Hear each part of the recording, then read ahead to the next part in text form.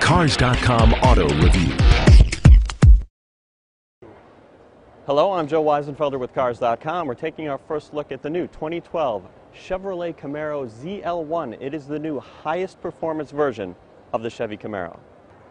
Now, in terms of performance, the Camaro has never had anything like this. It's a supercharged 6.2-liter V8 engine, same one in the Chevy Corvette ZR1, 550 horsepower, 550 pound-feet of torque.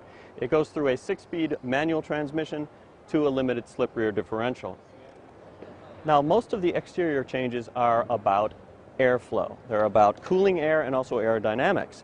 Now, we've got a bigger grille here because of the supercharged engine takes a lot more cooling air, and you've got a splitter here, this low chin spoiler, which basically helps the front end from getting too light. Similarly, instead of a hood scoop, kind of a big pronounced thing that sticks up, there are air extractors in the hood here in this carbon fiber area. And what that does is obviously it lets the heat out, but it also reduces lift in this vacuum area right here. Now, if you come around the side, you will see 20-inch alloy wheels with Goodyear Eagle supercar tires, and also Brembo brake calipers. They have the ZL1 logo right on them. There are also some changes to the rocker panels here on the side, again for aerodynamics. Likewise, in the rear, you've got this pretty small spoiler on the trunk, especially for a high-performance car, and the diffuser down here too. Also, dual-mode exhaust, just like you can get on the Corvette Z06 and the ZR1. They basically open valves up when you're really heavy on the throttle. Sounds great.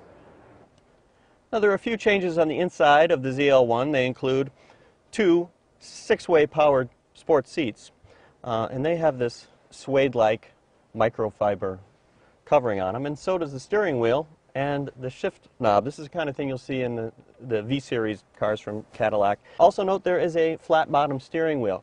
One other change, there is a boost pressure gauge down in this 4-gauge cluster. That's for the supercharger. Even though it's nice to have that, having these gauges down here is not really a good location for them, and in a performance car, when you're supposed to be paying attention to the track, that's way too low. Now, when I first saw this car, I thought it doesn't look different enough from the other trim levels, but then I came to appreciate it because it's subtle.